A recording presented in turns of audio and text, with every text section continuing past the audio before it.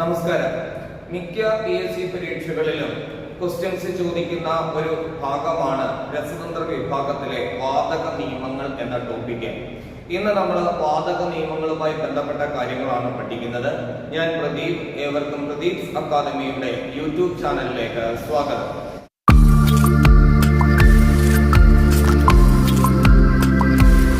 നമുക്കറിയാം, ഒരു പദാർത്ഥത്തിന്റെ ഭൗതിക അവസ്ഥകൾ ഖരം, ദ്രാവകം, വാതകം എന്നിങ്ങനെ പ്രധാനമായിട്ടും 3 ഭൗതിക അവസ്ഥകളിലായിട്ടാണ് പദാർത്ഥങ്ങൾ സ്ഥിതി ചെയ്യുന്നത്.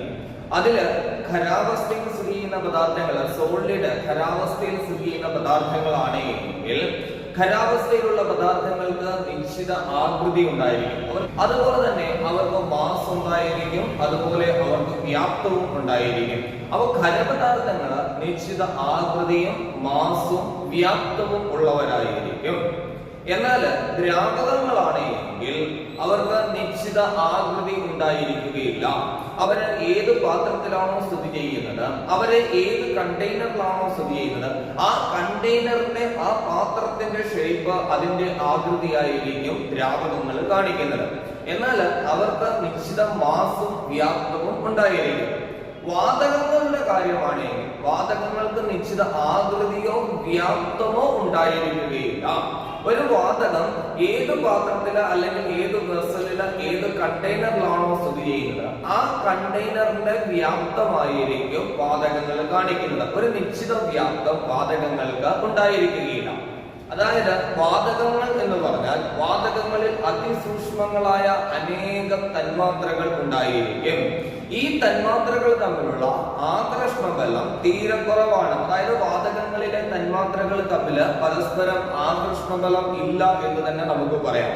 അതുകൊണ്ട് ഈ വാതക തന്മാത്രകൾ ക്രമരഹിതമായി ചലിക്കുന്നു. അവർക്ക് നിരന്തരം ഏതു ദിശയിലേക്ക് വേണമെങ്കിലും അവർക്ക് ചലിക്കാനെ കൊണ്ട് സാധിക്കും.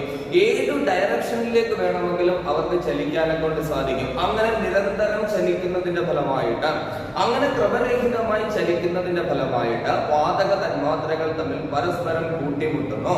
വാതക തന്മാത്രകൾ തമ്മിൽ പരസ്പരം കൊളൈഡ് ചെയ്യുന്നു. അങ്ങനെ വാതക തന്മാത്രകൾ തമ്മിലുള്ള പരസ്പരം കൂട്ടിമുട്ടലുകൾ, വാതക തന്മാത്രകൾ തമ്മിലുള്ള കൊളീഷനുകൾ ഇലാസ്റ്റിക് സ്വഭാവമുള്ളതാണ്.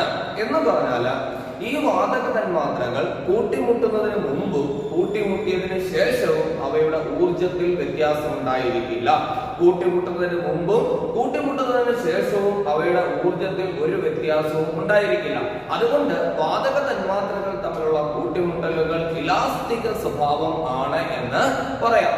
ഇനി നമ്മൾ പറഞ്ഞു, ഒരു വാതകത്തിന് അതിന്റെ വ്യാപ്തം എന്ന് പറയുന്നത്, ഒരു വാതകത്തിന്റെ വ്യാപ്തം എന്ന് പറയുന്നത് അത് സ്ഥിതി ചെയ്യുന്ന പാത്രത്തിന്റെ വ്യാപ്തം തന്നെയായിരിക്കും ആ വാതകത്തിന്റെ വ്യാപ്തം എന്ന് പറയുന്നത്.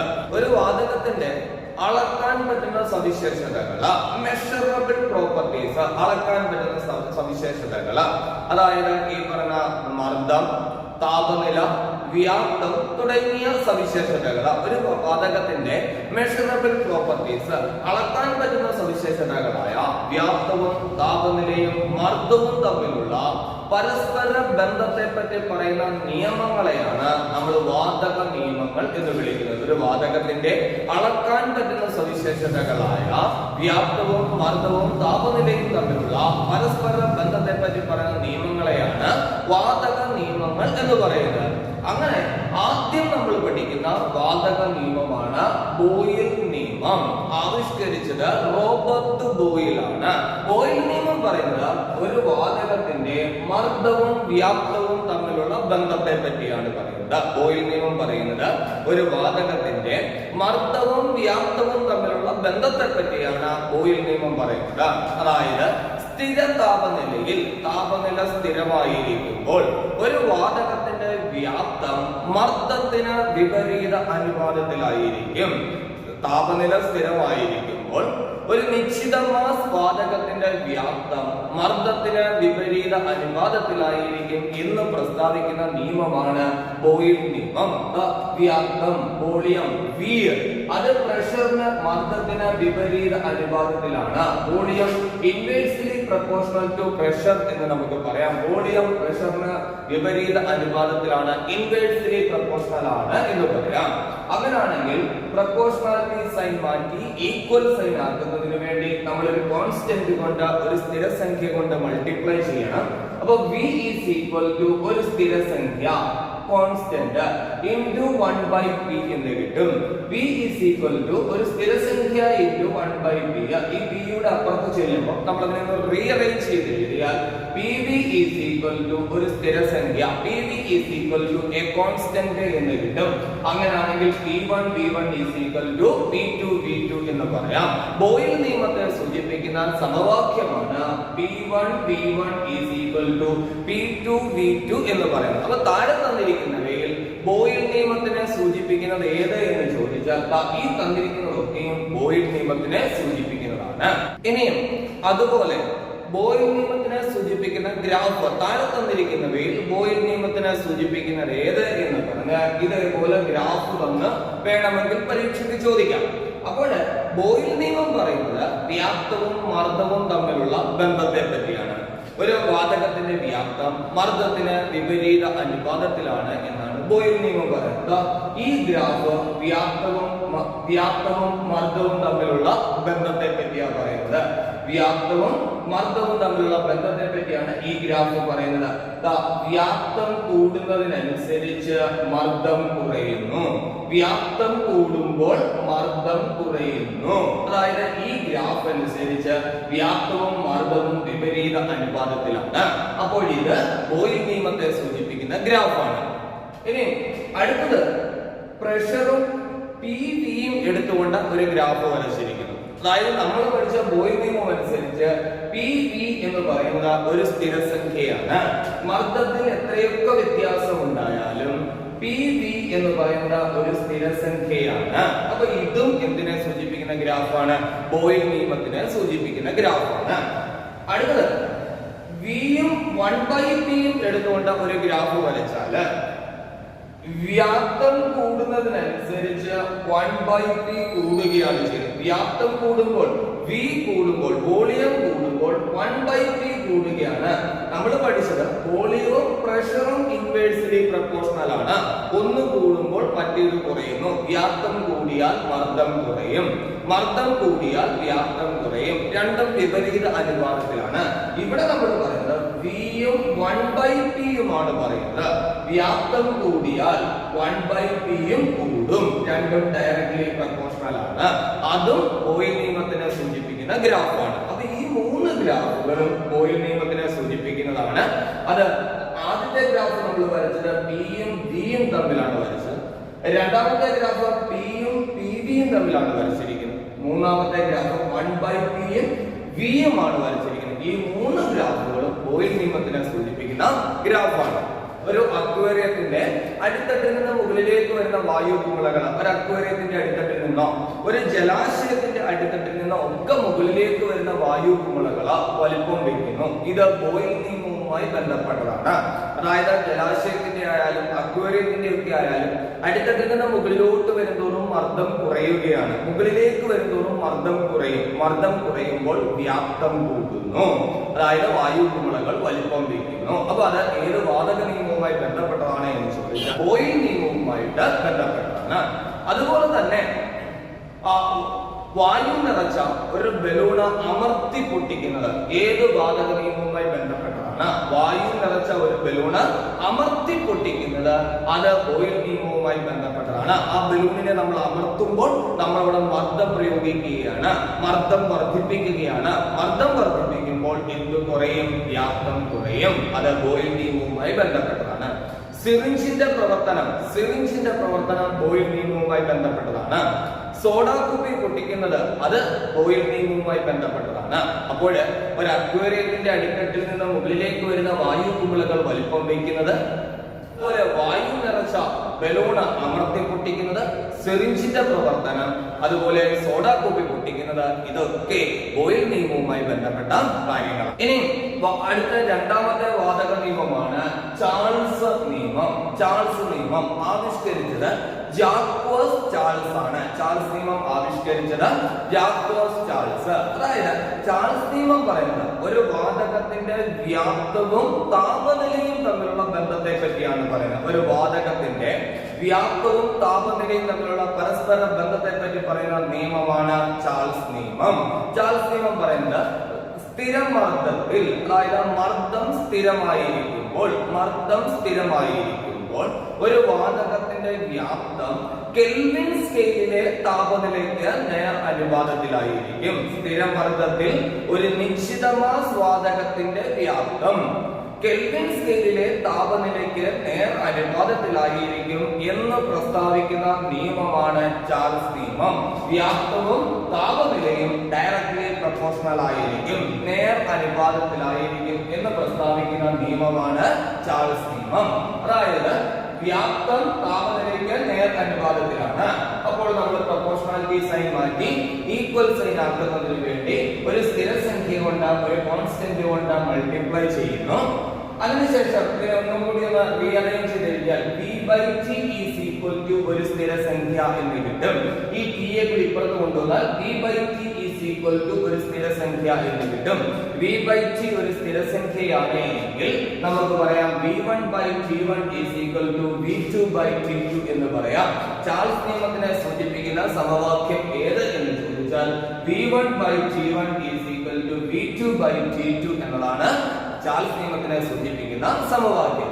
ഇനി ചാൾസ് നിയമത്തിനെ സൂചിപ്പിക്കുന്ന ഗ്രാഫാണിത്. വ്യാപ്തവും താപനിലയും തമ്മിലുള്ള ബന്ധമാണ് ചാൾസ് നിയമം പറയുന്നത്. അതായത് വ്യാപ്തം കൂടുന്നതിനനുസരിച്ച് എന്തും കൂടണം, താപനിലയും കൂടണം, അല്ലെങ്കിൽ താപനില കൂടുന്നതിനനുസരിച്ച് വ്യാപ്തവും കൂടണം.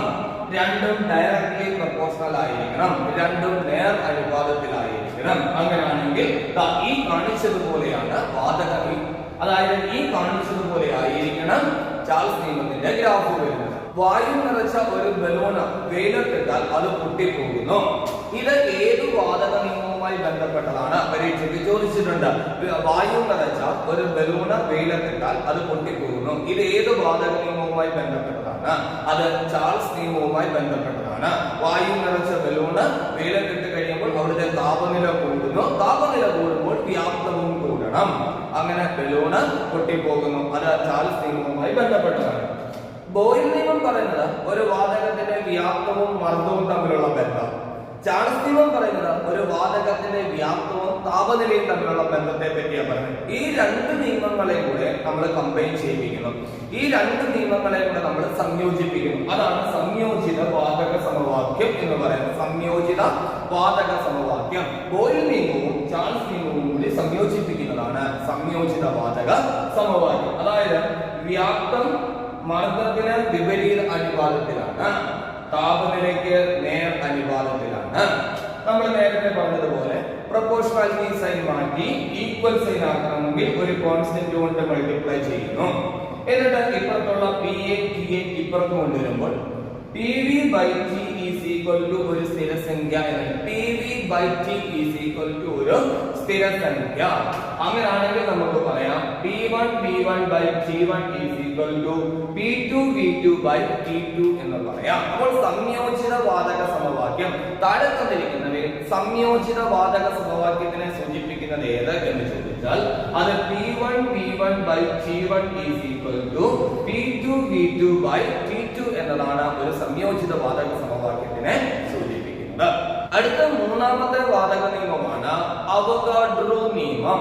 അവഗാഡ്രോ നിയമം പറയുന്നത് വ്യാപ്തം തന്മാത്രകളുടെ എണ്ണത്തിന് നേർ അനുപാതത്തിലാണ്. അതായത് താപനിലയും മർദ്ദവും സ്ഥിരമായിരിക്കുമ്പോൾ സ്ഥിര താപനിലയിലും മർദ്ദത്തിലും സ്ഥിതി ചെയ്യുന്ന ഒരു വാതകത്തിന്റെ വ്യാപ്തം തന്മാത്രകളുടെ എണ്ണത്തിന് നേർ അനുപാതത്തിലാണ് എന്ന് പ്രസ്താവിക്കുന്ന വാതക നിയമമാണ് അവഗാഡ്രോ നിയമം എന്ന് പറയുന്നത്. നമ്മുടെ ശ്വാസകോശത്തിന്റെ പ്രവർത്തനം അവഗാഡ്രോ നിയമവുമായി ബന്ധപ്പെട്ടിരിക്കുന്നു. അപ്പൊ ശ്വാസകോശത്തിന്റെ പ്രവർത്തനം ഏത് വാതക നിയമവും നിയമവുമായി ബന്ധപ്പെട്ടിരിക്കുന്നു എന്ന് ചോദിച്ചാൽ അത് അവഗാഡ്രോ നിയമവുമായി ബന്ധപ്പെട്ടതാണ്. നമ്മൾ എത്രമാത്രം ശ്വാസം എടുക്കുന്നു എന്നതിനനുസരിച്ച് നമ്മുടെ ശ്വാസകോശം വികസിക്കുകയാണ്. അതായത് നമ്മൾ എടുക്കുന്ന ശ്വാസം കൂടുന്നതിനനുസരിച്ച് നമ്മുടെ ശ്വാസകോശവും വികസിക്കുന്നു. തന്മാത്രകളുടെ എണ്ണം കൂടുന്നതിനനുസരിച്ച് വ്യാപ്തം കൂടുന്നു. അപ്പോൾ അത് അവഗാഡ്രോ നിയമവുമായി ബന്ധപ്പെട്ടതാണ്. ഇനി ഈ അവഗാഡ്രോ നിയമം മറ്റൊരു രീതിയിലും നമുക്ക് പറയാൻ പറ്റും. 10 ലിറ്റർ വ്യാപ്തമുള്ള 2 സിലിണ്ടറുകൾ, തുല്യ വ്യാപ്തമുള്ള 2 സിലിണ്ടറുകൾ, ഒരേ താപനിലയിലും മർദ്ദത്തിലും സ്ഥിതി ചെയ്യുന്ന തുല്യ വ്യാപ്തമുള്ള 2 സിലിണ്ടറുകളാണ്. ഒരേ താപനിലയിലും മർദ്ദത്തിലും സ്ഥിതി ചെയ്യുന്ന തുല്യ വ്യാപ്തമുള്ള 2 സിലിണ്ടറുകൾ. അങ്ങനെയാണെങ്കിൽ ഇവയിലെ തന്മാത്രകളുടെ എണ്ണവും തുല്യമായിരിക്കും. താപനിലയും മർദ്ദവും സ്ഥിരമാണ്, വ്യാപ്തവും തുല്യമാണെങ്കിൽ അവയിലെ തന്മാത്രകളുടെ എണ്ണവും തുല്യമായിരിക്കും. അതായത് ഒരേ താപനിലയിലും മർദ്ദത്തിലും സ്ഥിതി ചെയ്യുന്ന തുല്യ വ്യാപ്തമുള്ള എല്ലാ വാതകങ്ങളിലെയും തന്മാത്രകളുടെ എണ്ണവും തുല്യമായിരിക്കും. ഒരേ താപനിലയിലും മർദ്ദത്തിലും സ്ഥിതി ചെയ്യുന്ന തുല്യ വ്യാപ്തമുള്ള എല്ലാ വാതകങ്ങളിലെയും തന്മാത്രകളുടെ എണ്ണവും തുല്യമായിരിക്കും എന്ന് പ്രസ്താവിക്കുന്ന വാതക നിയമമാണ് അവഗാഡ്രോ നിയമം എന്ന് പറയുന്നത്. അപ്പോൾ നമ്മൾ 3 വാതക നിയമങ്ങൾ പറഞ്ഞു. ഒന്ന് ബോയിൽ നിയമം പറഞ്ഞു. ബോയിൽ നിയമം പറഞ്ഞത് വ്യാപ്തം മർദ്ദത്തിന് വിപരീത അനുപാതത്തിലാണ്. മറ്റൊന്ന് ചാൾസ് നിയമം പറഞ്ഞു. ചാൾസ് നിയമം പറയുന്നത് വ്യാപ്തം താപനിലയ്ക്ക് നേർ അനുപാതത്തിലാണ്. മറ്റൊന്ന് പറഞ്ഞത് അവഗാഡ്രോ നിയമമാണ്. അവഗാഡ്രോ നിയമം പറയുന്നത് വ്യാപ്തം തന്മാത്രകളുടെ എണ്ണത്തിന് നേർ അനുപാതത്തിലാണ് എന്നാ പറയുന്നത്. അതായത് ഒരു വാതകത്തിന്റെ വ്യാപ്തം പ്രസ്താവിക്കണമെങ്കിൽ നമുക്ക് താപനിലയെയും മർദ്ദത്തിനെയും പരിഗണിച്ചുകൊണ്ട് മാത്രമേ ഒരു വാതകത്തിന്റെ വ്യാപ്തം പ്രസ്താവിക്കാൻ സാധിക്കത്തുള്ളൂ. അപ്പോൾ ഒരു വാതകത്തിന്റെ വ്യാപ്തം പ്രസ്താവിക്കണമെങ്കിൽ താപനിലയും മർദ്ദത്തിനെയും നമ്മൾ അടിസ്ഥാനമായി പരിഗണിക്കേണ്ടതുണ്ട്. അങ്ങനെ 273 കെൽവിൻ താപനില പ്രമാണ താപനിലയായും ഒരന്തരീക്ഷ മർദ്ദം അടിസ്ഥാന മർദ്ദമായും സ്വീകരിച്ചിരിക്കുന്നു. 273 കെൽവിൻ താപനിലയെ അടിസ്ഥാന താപനിലയായും ഒരന്തരീക്ഷ മർദ്ദത്തിനെ അടിസ്ഥാന മർദ്ദമായും പരിഗണിച്ചിരിക്കുന്നു. ഇതിനെയാണ് നമ്മൾ STP എന്ന് വിളിക്കുന്നത്. സ്റ്റാൻഡേർഡ് ടെമ്പറേച്ചർ ആൻഡ് പ്രഷർ എന്ന് പറയും. സ്റ്റാൻഡേർഡ് ടെമ്പറേച്ചർ ആൻഡ് പ്രഷർ എന്ന് പറഞ്ഞാൽ 273 കെൽവിൻ ടെമ്പറേച്ചർ, 273 കെൽവിൻ താപനിലയിലും ഒരു അന്തരീക്ഷ മർദ്ദത്തിലും സ്ഥിതി ചെയ്യുന്ന വാതകത്തെയാണ് STP യിൽ സ്ഥിതി ചെയ്യുന്ന വാതകം എന്ന് പറയുന്നത്. അപ്പോൾ ഒരു വാതകം STP-യിലാണ് സ്ഥിതി ചെയ്യുന്നത് എന്ന് പറഞ്ഞാൽ അവിടുത്തെ താപനില 273 കെൽവിൻ, അവിടുത്തെ പ്രഷർ 1 അറ്റ്മോസ്ഫിയറിക് പ്രഷർ. അങ്ങനെ STP-യിൽ സ്ഥിതി ചെയ്യുന്ന ഏതൊരു വാതകത്തിന്റെയും മോളാർ വ്യാപ്തം, STP-യിൽ സ്ഥിതി ചെയ്യുന്ന ഏതൊരു വാതകത്തിന്റെയും മോളാർ വ്യാപ്തം എന്ന് പറഞ്ഞാൽ 1 മോൾ വാതകത്തിന്റെ വ്യാപ്തം. അപ്പോൾ STP-യിൽ സ്ഥിതി ചെയ്യുന്ന 1 മോൾ വാതകത്തിന്റെ വ്യാപ്തം, മോളാർ വ്യാപ്തം, അത് 22.4 ലിറ്റർ ആയി. STP-യിൽ സ്ഥിതി ചെയ്യുന്ന ഏതൊരു വാതകത്തിന്റെയും മോളാർ വ്യാപ്തം 22.4 ലിറ്റർ ആയിരിക്കും. ഇനി അടുത്ത നിയമമാണ് ഗേ-ലൂസാക്ക് നിയമം. ഗേ-ലൂസാക്ക് നിയമം പറയുന്നത് ഒരു വാതകത്തിന്റെ മർദ്ദവും താപനിലയും തമ്മിലുള്ള ബന്ധത്തെ പറ്റിയാണ് പറയുന്നത്. അതായത് സ്ഥിര വ്യാപ്തത്തിൽ സ്ഥിതി ചെയ്യുന്ന ഒരു വാതകത്തിന്റെ മർദ്ദം താപനിലയ്ക്ക് നേർ അനുപാതത്തിലായിരിക്കും. വ്യാപ്തം സ്ഥിരമായിരിക്കുമ്പോൾ ഒരു വാതകത്തിന്റെ മർദ്ദം താപനിലയ്ക്ക് നേർ അനുപാതത്തിലായിരിക്കും എന്ന് പ്രസ്താവിക്കുന്ന നിയമമാണ് ഗേ-ലൂസാക്ക് നിയമം എന്ന് പറയുന്നത്. അതായത് നമ്മൾ വേനൽക്കാലത്ത് വാഹനങ്ങളുടെ ടയറുകളിൽ കുറച്ച് കാറ്റ് മാത്രമേ നിറയ്ക്കാറുള്ളൂ. ഇത് ഏത് വാതക നിയമവുമായി ബന്ധപ്പെട്ടതാണ്? അത് ഗേ-ലൂസാക്ക് നിയമവുമായി ബന്ധപ്പെട്ടതാണ്. വേനൽക്കാലമാകുമ്പോൾ താപനില കൂടുതലായിരിക്കും, അപ്പോൾ മർദ്ദവും കൂടും. ഇനി പ്രഷർ കുക്കറിനുള്ളിൽ ആഹാരം പെട്ടെന്ന് പാകം ചെയ്യാൻ സാധിക്കുന്നത്. പ്രഷർ കുക്കർ നമ്മൾ ചൂടാക്കുമ്പോൾ അതിനുള്ളിലെ മർദ്ദം വർദ്ധിക്കുന്നു. ഉയർന്ന മർദ്ദത്തിൽ പ്രഷർ കുക്കറിനുള്ളിലെ ഭക്ഷണം പെട്ടെന്ന് പാകം ചെയ്ത് കിട്ടുന്നു. അപ്പൊ പ്രഷർ കുക്കറിന്റെ പ്രവർത്തനം ഏത് വാതക നിയമവുമായി ബന്ധപ്പെട്ടതാണ് എന്ന് ചോദിച്ചാൽ അതും ഗേ-ലൂസാക്ക് നിയമവുമായി ബന്ധപ്പെട്ടതാണ്. അപ്പോൾ നമ്മൾ പഠിച്ച ബോയിൽ നിയമം, ചാൾസ് നിയമം, അവോഗാഡ്രോ നിയമം. ഈ 3 നിയമങ്ങൾ ഏതു സാഹചര്യത്തിലും ഈ 3 നിയമങ്ങളും അംഗീകരിക്കുന്ന വാതകങ്ങളെയാണ് ആദർശ വാതകങ്ങൾ എന്ന് വിളിക്കുന്നത്. ബോയിൽ നിയമം, ചാൾസ് നിയമം, അവോഗാഡ്രോ നിയമം. ഏതു സാഹചര്യത്തിലും ഈ 3 നിയമങ്ങളും അംഗീകരിക്കുന്ന വാതകങ്ങളെ നമ്മൾ വിളിക്കും ആദർശ വാതകങ്ങൾ എന്ന് വിളിക്കും. അതായത് ബോയിൽ നിയമം പറയുന്നത് വ്യാപ്തം മർദ്ദത്തിന് വിപരീത അനുപാതത്തില്, ചാൾസ് നിയമം പറയുന്നത് വ്യാപ്തം താപനിലയ്ക്ക് നേർ അനുപാതത്തില്, അവോഗാഡ്രോ നിയമം പറയുന്നത് വ്യാപ്തം തന്മാത്രകളുടെ എണ്ണത്തിന് നേർ അനുപാതത്തില്. ഇവരെ 3 പേരെയും കൂടെ ഒന്നിപ്പിച്ച് നമുക്ക് ഇങ്ങനെ എഴുതാം. അതേപോലെ പ്രൊപ്പോർഷണാലിറ്റി സൈൻ മാറ്റുന്നതിന് വേണ്ടി ഒരു കോൺസ്റ്റന്റ് കൊണ്ട് മൾട്ടിപ്ലൈ ചെയ്തു. അവിടെ നമ്മൾ ഉപയോഗിക്കുന്ന കോൺസ്റ്റന്റ് ആണ് R, യൂണിവേഴ്സൽ ഗ്യാസ് കോൺസ്റ്റന്റ് എന്ന് നമ്മൾ പറയും. യൂണിവേഴ്സൽ ഗ്യാസ് കോൺസ്റ്റന്റ് എന്ന് പറയും. അപ്പോൾ P is equal to R into 1/P into T into N എന്ന് കിട്ടും. ഇതിനെ ഒന്ന് അറേഞ്ച് ചെയ്ത് എഴുതിയാൽ PV is equal to nRT എന്ന് പറയും. ഇതാണ് ആദർശ വാതക സമവാക്യം. PV is equal to nRT. അപ്പൊ താഴെ തന്നിരിക്കുന്നതിൽ ആദർശ വാതക സമവാക്യം ഏത്? PV is equal to nRT. ഏതു സാഹചര്യത്തിലും ബോയിൽ നിയമം, ചാൾസ് നിയമം, അവോഗാഡ്രോ നിയമം എന്നിവ അംഗീകരിക്കുന്ന വാതകങ്ങൾ, അതായത് ആദർശ വാതക സമവാക്യം അംഗീകരിക്കുന്ന വാതകങ്ങളെയാണ് ആദർശ വാതകങ്ങൾ എന്ന് പറയുന്നത്. ബോയിൽ നിയമവും ചാൾസ് നിയമവും അവോഗാഡ്രോ നിയമവും അംഗീകരിക്കാത്ത വാതകങ്ങളെ നമ്മൾ വിളിക്കും യഥാർത്ഥ വാതകങ്ങൾ അല്ലെങ്കിൽ റിയൽ ഗ്യാസ് എന്ന് വിളിക്കും. അപ്പൊ ഈ 3 ഏത് സാഹചര്യത്തിലും ഈ 3 വാതക നിയമങ്ങളും അംഗീകരിക്കുന്നവയെ ആദർശ വാതകം അഥവാ ഐഡിയൽ ഗ്യാസ് എന്നും ഈ 3 വാതക നിയമങ്ങളും അംഗീകരിക്കാത്തവരെ യഥാർത്ഥ വാതകങ്ങൾ അല്ലെങ്കിൽ റിയൽ ഗ്യാസ് എന്ന് പറയും. യഥാർത്ഥ വാതകങ്ങൾ ആദർശ വാതകങ്ങളിൽ നിന്നും വ്യതിയാനം കാണിക്കുന്നു. യഥാർത്ഥ വാതകങ്ങൾ ആദർശ വാതകങ്ങളിൽ നിന്നും ഡീവിയേഷൻ കാണിക്കുന്നു, വ്യതിയാനം കാണിക്കുന്നു. അതിന് കാരണം അവയിലെ അന്തർ തന്മാത്രാന്തര ബലങ്ങളാണ്, ഇന്റർ മോളിക്കുലാർ ഫോഴ്സ് ആണ്. അപ്പോൾ യഥാർത്ഥ വാതകങ്ങൾ ആദർശ വാതകങ്ങളിൽ നിന്നും വ്യതിയാനം കാണിക്കാനുള്ള കാര്യം ഇന്റർ മോളിക്കുലാർ ഫോഴ്സ്, അന്തർ തന്മാത്രാന്തര ബലങ്ങളാണ്. ഈ അന്തർ തന്മാത്രാന്തര ബലങ്ങൾ കുറയുന്ന സാഹചര്യം, അന്തർ തന്മാത്രാന്തര ബലങ്ങൾ കുറയുന്ന സാഹചര്യം എന്ന് പറയുന്നത് താഴ്ന്ന മർദ്ദവും ഉയർന്ന താപനിലയിലുമാണ്. ഈ സാഹചര്യത്തിൽ യഥാർത്ഥ വാതകങ്ങൾ ആദർശ വാതക സ്വഭാവം പ്രകടിപ്പിക്കും. അപ്പോൾ യഥാർത്ഥ വാതകങ്ങൾ ആദർശ വാതക സ്വഭാവം പ്രകടിപ്പിക്കുന്ന സാഹചര്യം ഏത് എന്ന് ചോദിച്ചാൽ അത് അന്തർ തന്മാത്രാന്തര ബലം കുറയുന്ന സാഹചര്യമാണ്. അതായത് താഴ്ന്ന മർദ്ദത്തിലും ഉയർന്ന താപനിലയിലും, താഴ്ന്ന മർദ്ദത്തിലും ഉയർന്ന താപനിലയിലും യഥാർത്ഥ വാതകങ്ങൾ ആദർശ വാതക സമവാക്യം, ആദർശ വാതക സ്വഭാവം പ്രകടിപ്പിക്കുന്നു. ഇതാണ് ആദർശ വാതകം എന്ന് പറയുന്നത്. ഇത് യഥാർത്ഥ വാതകങ്ങളാണ്. യഥാർത്ഥ വാതകങ്ങൾ ആദർശ വാതകങ്ങളിൽ നിന്നും കാണിക്കുന്ന വ്യതിയാനം സൂചിപ്പിക്കുന്ന ഗ്രാഫാണ്. അപ്പോൾ ആദർശ വാതകങ്ങളിൽ നിന്നും യഥാർത്ഥ വാതകങ്ങൾ വ്യതിയാനം കാണിക്കുന്നു. ആ വ്യതിയാനം കാണിക്കാനുള്ള കാര്യം എന്ന് പറയുന്നത് അന്തർ തന്മാത്രാന്തര ബലമാണ്. മർദ്ദം തീരെ കുറഞ്ഞ സാഹചര്യം, താഴ്ന്ന മർദ്ദത്തിൽ യഥാർത്ഥ വാതകങ്ങൾ ആദർശ വാതക സ്വഭാവം പ്രകടിപ്പിക്കുന്നു.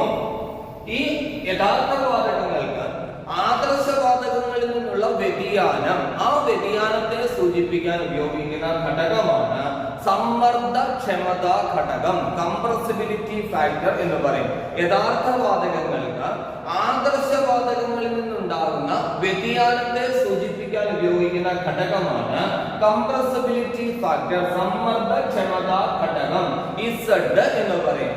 Z is equal to PV by nRT എന്നാണ് പറയുന്നത്. സമ്മർദ്ദക്ഷമത ഘടകം, compressibility factor Z is equal to PV by nRT എന്നാണ് പറയുന്നത്. അത് ആദർശ വാതകങ്ങളുടെ കാര്യത്തിൽ Z is equal to 1 ആണ്. അതായത് ആദർശ വാതകം എന്ന് പറയുമ്പോൾ PV is equal to nRT ആണ്. Z എന്ന് പറയുന്നത് PV by nRT ആണ്. അതുകൊണ്ട് ആദർശ വാതകങ്ങളുടെ കാര്യത്തിൽ Z is equal to 1. ഇനി താഴ്ന്ന മർദ്ദത്തിൽ എല്ലാ വാതകങ്ങളും ആദർശ വാതക സ്വഭാവം പ്രകടിപ്പിക്കും. അപ്പോൾ താഴ്ന്ന മർദ്ദത്തിൽ Z is equal to 1 ആണ്. എന്നാൽ ഉയർന്ന മർദ്ദത്തിൽ എല്ലാ വാതകങ്ങളും Z is greater than 1. ഇടയിലുള്ള മർദ്ദമാണെങ്കിൽ, ഉയർന്നതുമല്ല താഴ്ന്നതുമല്ല, രണ്ടിനും ഇടയിലുള്ള മർദ്ദമാണെങ്കിൽ Z is less than 1. അപ്പൊ താഴ്ന്ന മർദ്ദത്തിൽ സമ്മർദ്ദക്ഷമത ഘടകം Z is equal to 1. ഉയർന്ന മർദ്ദത്തിൽ സമ്മർദ്ദക്ഷമത ഘടകം Z is greater than 1. ഇടയിലുള്ള മർദ്ദമാണെങ്കിൽ Z is less than 1. ഓർത്തിരിക്കേണ്ട മറ്റൊരു നിയമമാണ് ഭാഗിക മർദ്ദ നിയമം എന്ന് പറയുന്നത്.